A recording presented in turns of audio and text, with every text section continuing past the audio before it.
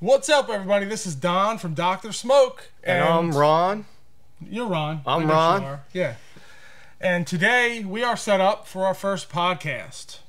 That's what right. What do you think about that, buddy? Our #1 podcast. #1 podcast. That's first right. one. Well, welcome. And I think we have a pretty good guest to start our first podcast with. Our guest is going to be Jason Baker from GMG from Scottsdale, Arizona. Jason. Hey, man. What's welcome. up, buddy? What's happening? What's up, man? We did How are that you? twice, didn't we? That's right. What's up, Jason? What's up, man? Welcome, man. Good to see Welcome ya. to New Jersey. Absolutely. What a great place. What a great state. You like had the a good traffic? drive? Yes. It was fun? I did, yes. It's always fun coming through D.C. Yes, DC. Yeah. There's a lot going on in this region. It's not Yeah. quite as busy as it is in California. In California, but it's still very busy. Yes. Yeah. Certain times of the year. We're very doubt. seasonal here. Yeah. No doubt. Look at you guys doing it, huh? Yeah. First time. Yeah, absolutely. Ready to go. So, Jason, why don't you start off a little bit? Tell us about yourself. Sure. Tell us, who we are, because Yeah. a lot of the viewers aren't going to know who you are yet. Yeah, for sure. What is this first? That's a beer. What do we got here? You got a Yingling? Oh. That's from Pottstown, Okay. PA. Wow. Oldest brewery in. How close? The United States. How close is It's it about to 2 you guys? hours. 2 hours? Yeah. You'll be there tomorrow. Wow. Just about. Cheers. buddy. Cheers, man. Great seeing you guys. Thank Yes. you Donald. very much. Thank you for coming inviting out. me. Yes. Thank you. Oh, that's great. So take us back Nice. Take us back. to where this all started. Yeah. Okay.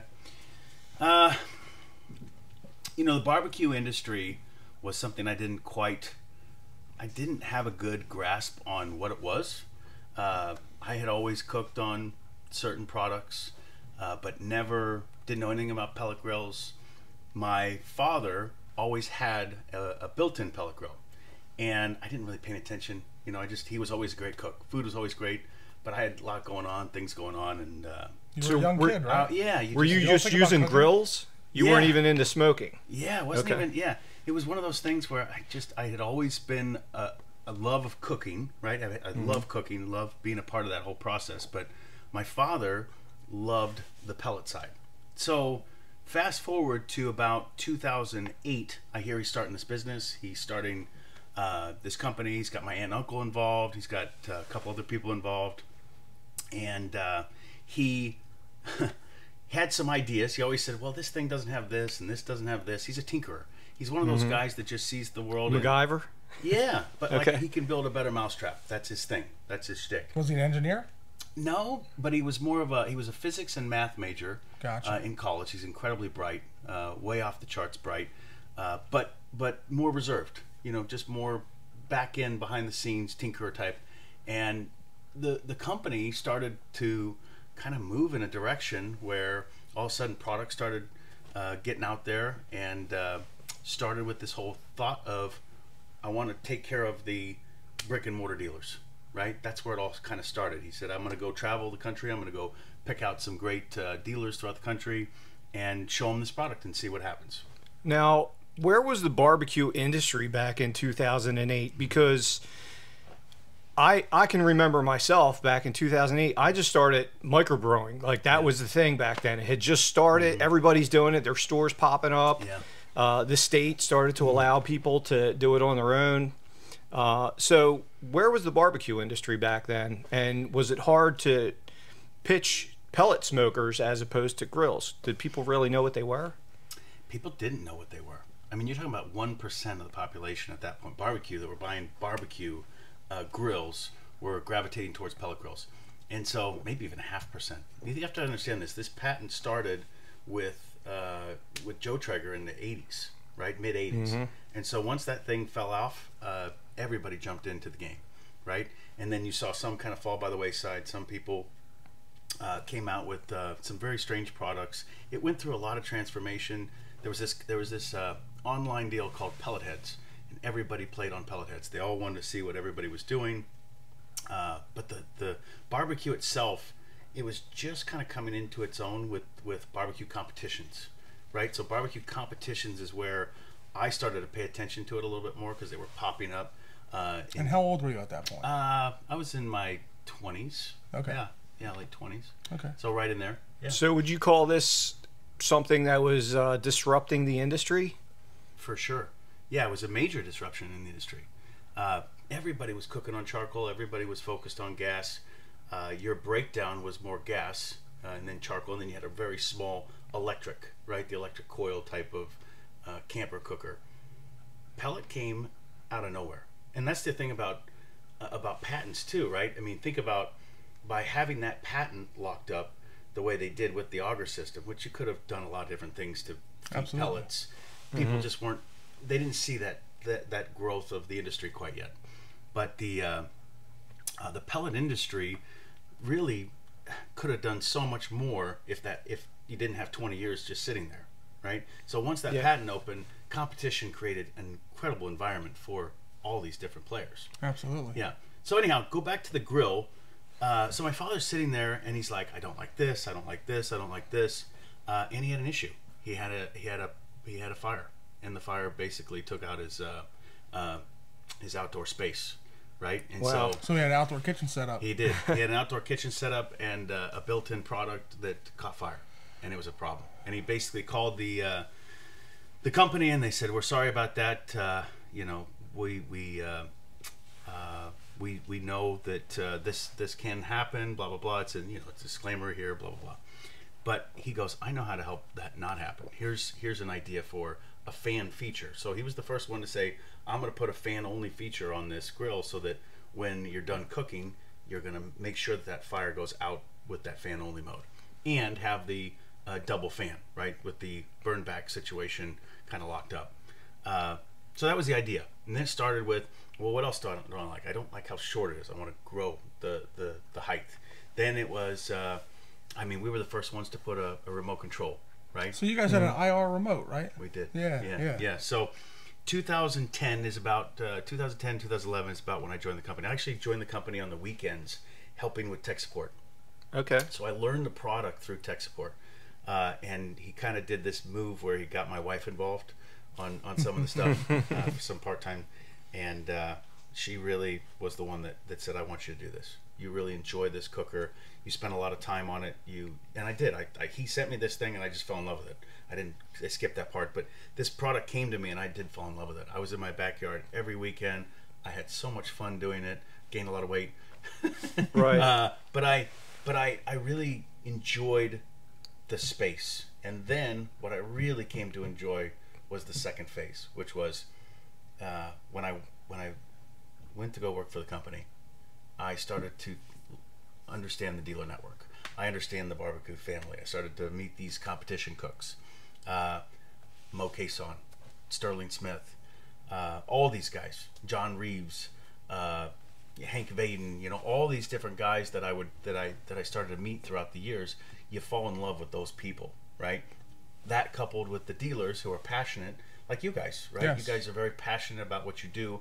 It's infectious, right? And we're all become this family of barbecue where we all share this commonality where we want to spread that love to more backyards across America. Now, and it became, by the way, across the world. Right. So Which we can talking get into that about too. spreading the love, the barbecue industry back then was geared towards the professionals like Mo Cason. You opened up a world for retail people who wanted to do the same type of things that they were doing, but do it at home. And people can't afford gigantic smokers, and it takes a lot to learn how to control the fire and do all that. So this opened up the opportunity for more people to get into it and become pretty good cooks. I mean, we're not professionals, but we can actually make really good barbecue at home. And before that, it was not that easy to do. That's right. Yeah, it became that technology meets ease, right, for the consumer. But it did. It was so funny going to competitions early because they call them pellet poopers, right? So they're like, "Oh man, you can't use a pellet pooper right here," blah blah blah blah. And people would go, "Well, now I'm more focused on.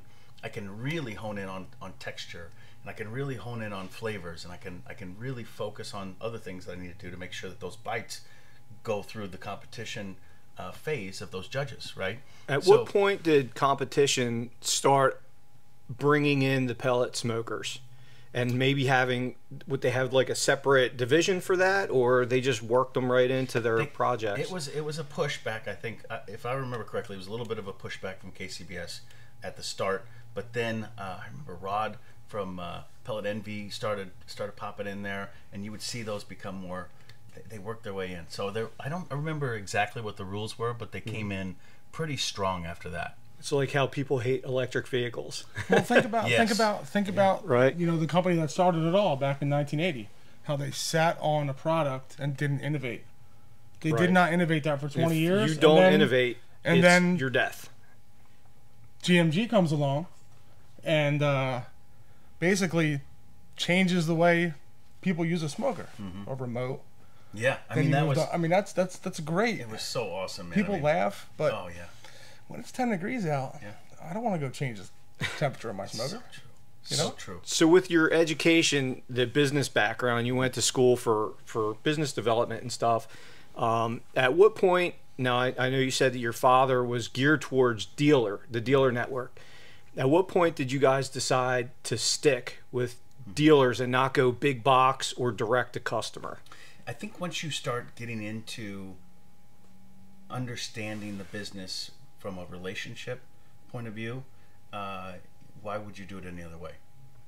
A lot of people have. I They've agree. sold out. What's Yeah. prevented you guys from selling out? Because it's never been about money. You know, for us, it's always about doing the right thing, having the relationships with you guys as you're out there selling these grills. We want to support your efforts as you go out there. You guys know how to sell and take care of the customers, right?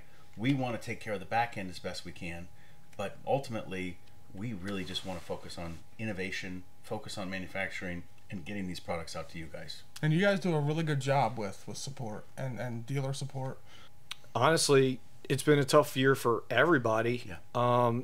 Now, speaking of that, let's do a little bit, we'll rewind a little bit here as far as tough things. We've all gone through COVID, but you've gone through a little bit more than just COVID. You were dealing with a lawsuit that was a huge company that had plenty of money, and they were just attacking you. Of all the other people out there that are trying to do this, they were coming after you. You were dealing with that. Then COVID came along. You had to deal with the COVID, with supply chain issues and things like that. Come out of that, and then you deal with your manufacturer.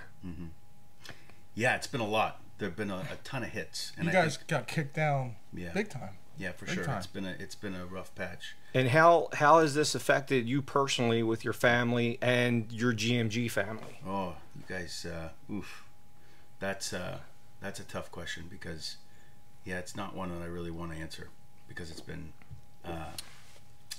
yeah, man, it's been tough. It's been really hard. It's been tough on my family. It's been tough on my kids. It's been tough on all of us. And that's... And I really, it's hard for me to talk about because and people will never understand when you put your heart and soul into something like we have with this company, when all of that comes crashing in on you, it's a painful process, and it's hard to get up every day and keep motivated and keep doing what you're doing. A lot of good people have pushed me in the right direction and help me focus and get this thing back to where it needs to be for you guys, right? And yeah, you know, the strain on the dealer side of it too. These are tough conversations. Hey man, I got a grill out here. You got to get me a part. Like this thing's down. Like, what am I supposed to do with this? Oh, I'm going to tell them 3 months. Come on, it's right. You cannot do that. So we've been I've seen a lot of dealers, and this is what you built, this network. I've seen a lot of dealers stepping up, and because we're all a family doing this together, I've seen a lot of dealers step up and pull parts off of their own personal stuff or out of their stock to get their customers these parts. And that's the difference. You're not going to get that from the big box stores. It's guys like us that are going on our shelves and taking stuff. And when our customers come to us, we do everything that we can to get them what they need. And we've all come together as a family. And I know a lot of people don't see that because they're on the other end of it, and they're just on a group on Facebook or something, and they're angry and they're yelling. but you'll see dealers pop up on there, and they're working through these problems with those people and trying to help them figure out what's going on. And we've all been fighting to get through this. Yeah, and we can't thank you enough. I mean, what I've seen out in the marketplace in the last 6 months is incredible. It really is. I mean, a lot of you guys have really helped the process get us to the point where we knew that this was the right decision to keep going and keep pushing, keep persevering, keep going. But there have been some tough conversations. So, right? so I would say in the last 6 months, do you think your dealers and your dealer network helped you get through what you were going through? Absolutely. Yeah, no doubt about it. Yeah. The dealer network has definitely stepped up through this and helped us. And I think you guys are seeing it now. We are now getting, gosh, I think we're up to that 20,000 mark. I mean, we got out almost 20,000 parts in the last couple months, and I think that's pretty impressive what we've been able to do to get out to that, to everybody, but also the dealers being able to do what they're doing, pulling parts off, helping us, keeping us in the good graces of the customers. Yeah. Right? Now, these are some challenges that you've gone through and we've heard about that people may not even know.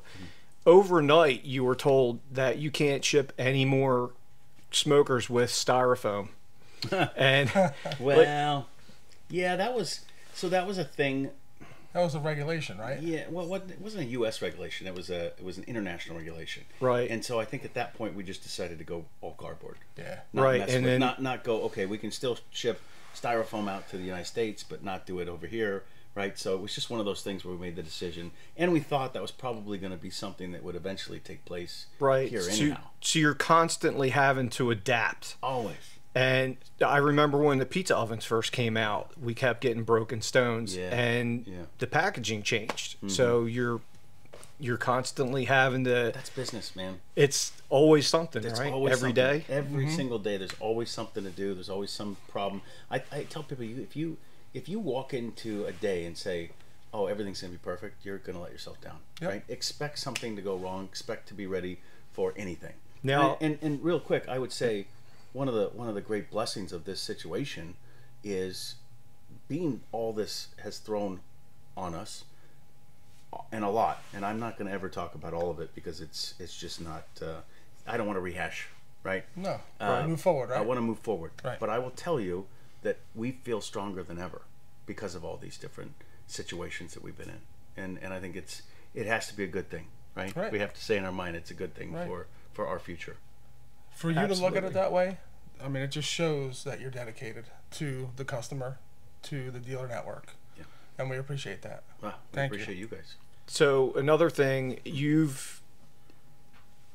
of all the companies, you've listened to your customers, and they've asked for certain things, and we've noticed the changes on the smokers, like the pellet door on the back has switched the other way. You changed that. The folding front shelf. We've seen some different igniters. The augers changed a little bit. So these are different modifications that you've made to improve them. And was it feedback from customers that really drove that? Everything's feedback from customers. See, the customers are dealers, Right. We're always getting feedback and listening. I mean, even on this a road trip I've been on, I've listened to dealers say things about some things that we're working on, and it's like, oh, okay, you guys should do this, you should do that, and I'm taking notes and I'm excited because that passion, that also relays into how they're going to talk about our grills to a consumer, right? And how cool is it? There's so many dealers that can actually say, I helped create that, I helped, right? And that's a cool thing for a lot of dealers to be a part of that.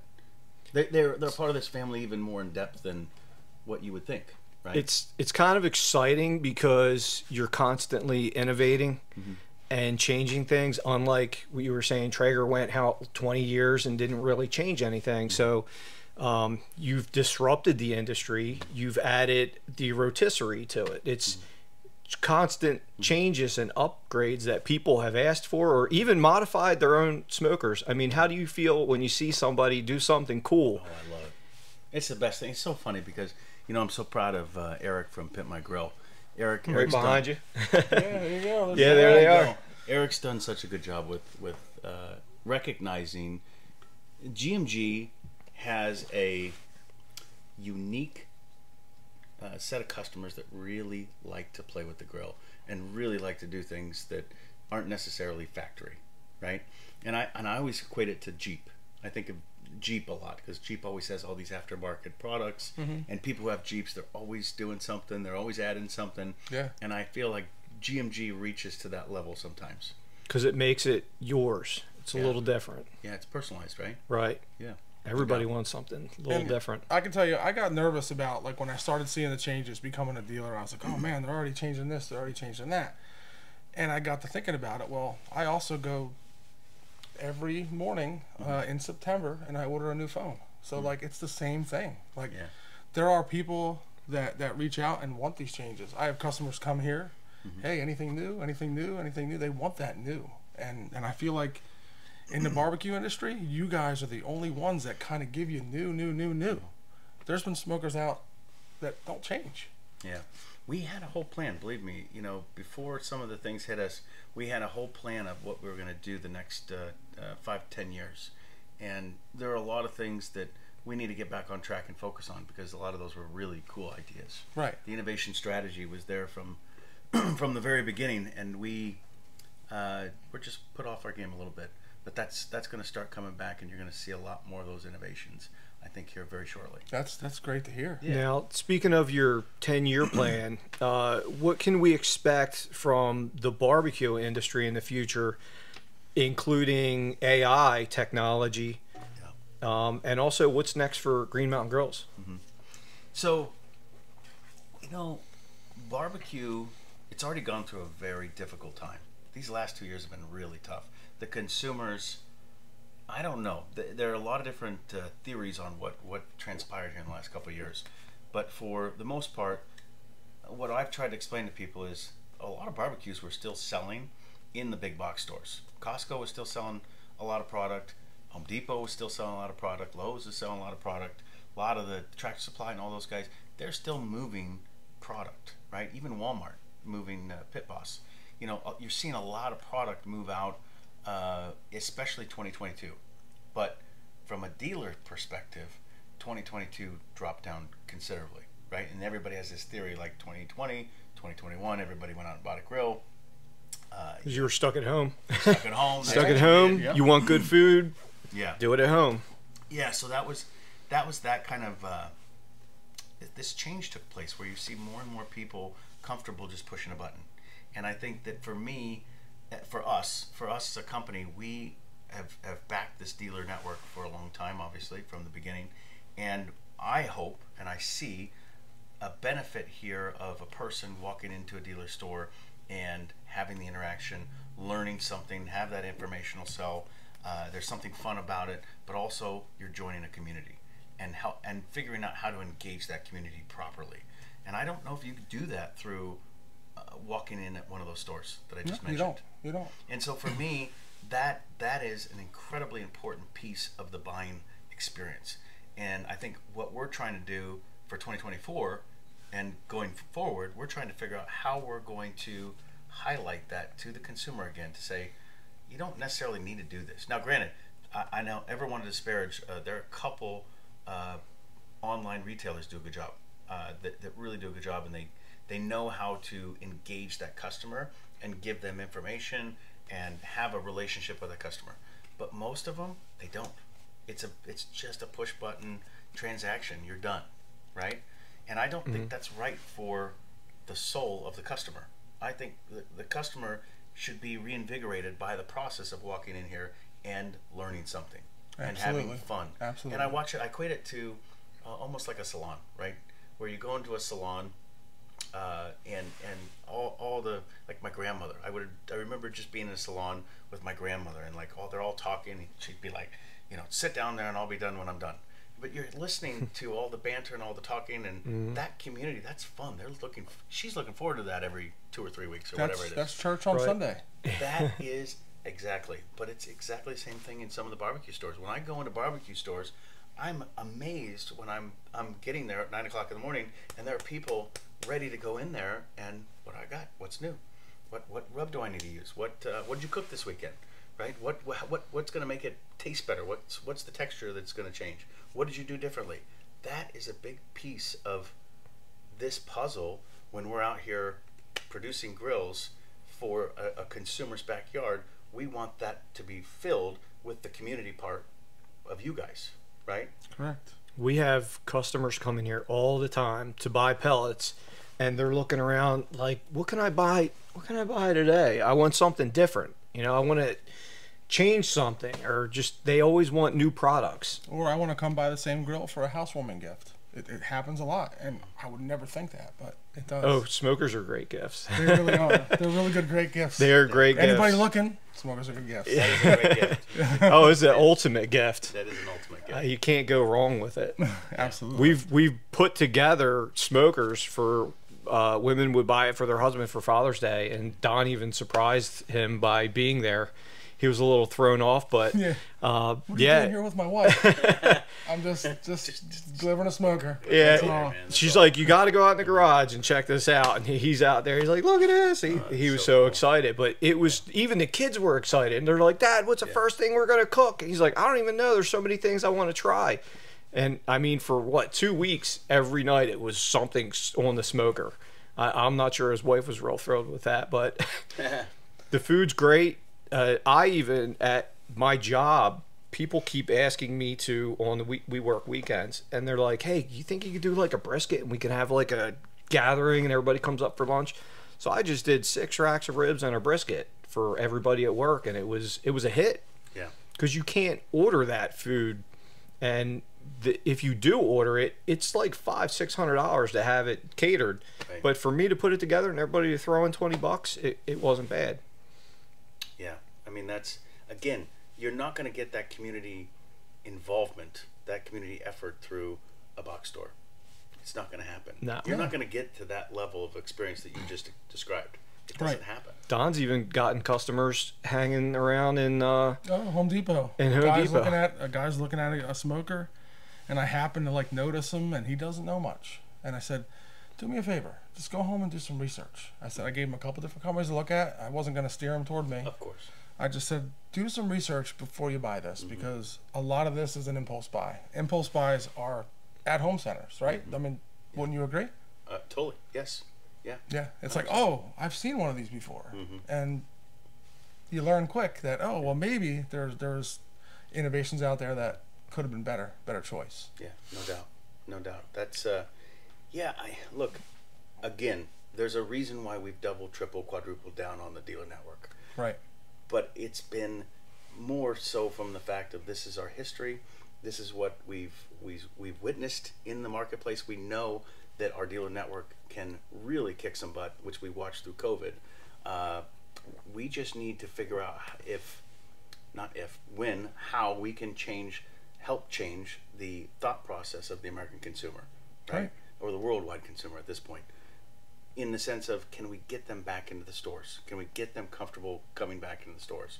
And I see so many manufacturers, and I don't mean to beat this drum in any way other than just from a business standpoint. I don't understand how there are dealers who have products on their floor where the manufacturer is competing against them, right? I mean, Green Mountain has never put our grills up on our website to sell to the consumer, right? We've never contacted your customer after you sold the grill and say, hey, let me sell you some pellets, let me sell you some rubs, let me sell you some this. We don't do that. And Right. To me, I just don't understand it from a business standpoint. It doesn't make sense. If I own this brick and mortar store and I'm paying all this overhead, why do I want to have a manufacturer compete against me? That's another piece of this puzzle for Green Mountain.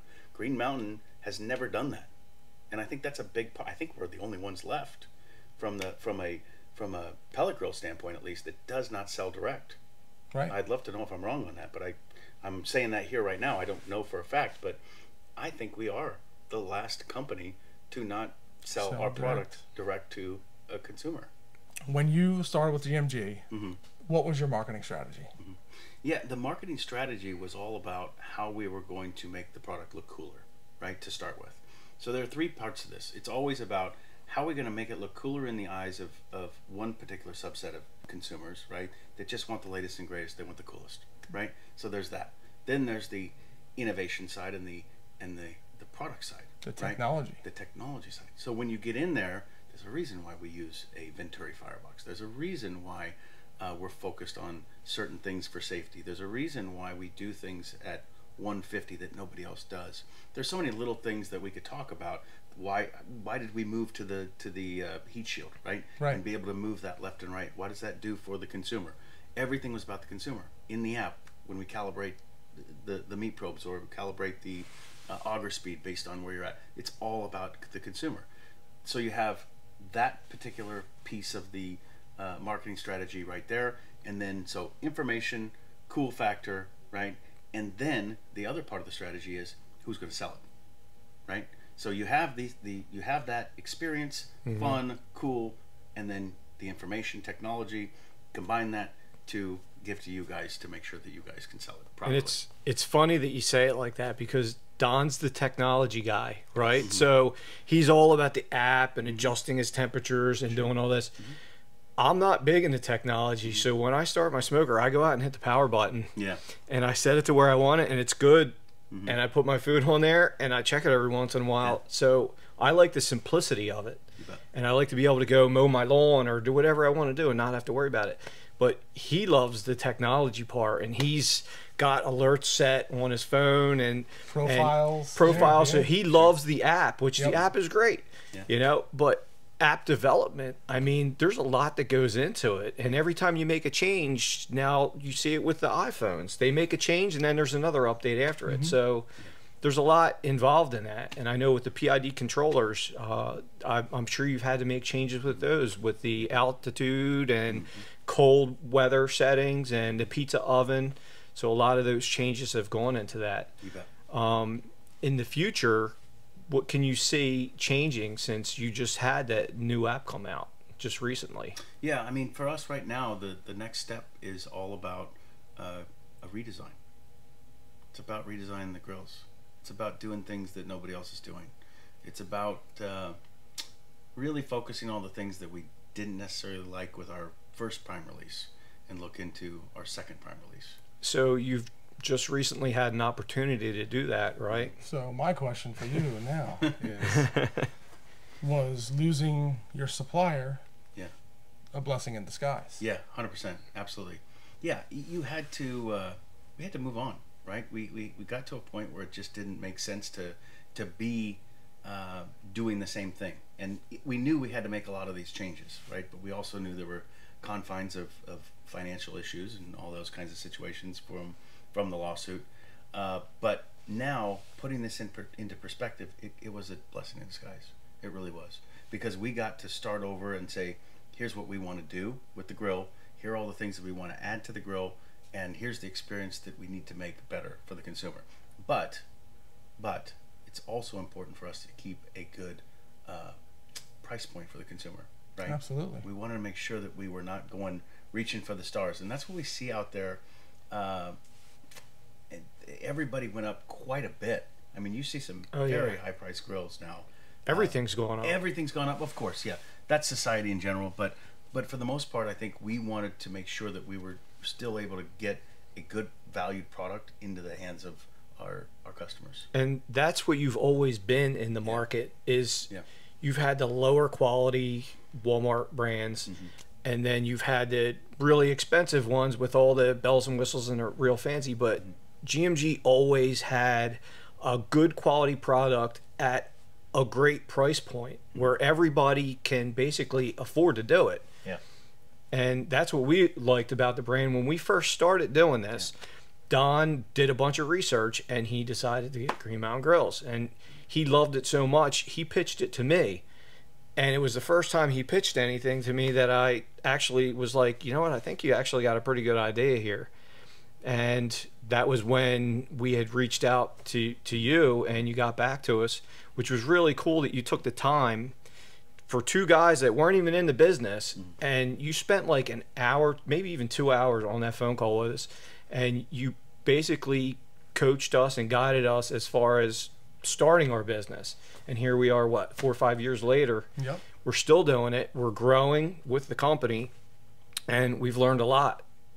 And we're actually meeting face to face finally. So, and see, that's full circle, right? It is. Everything really right is. here, you're just added family, right? You're just added family to this process, and I mean, I can't even tell you how good that makes me feel, right? That you guys have been able to create a business out of this.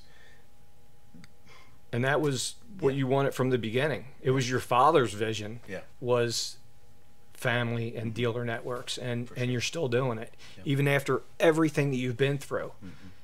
And here we are.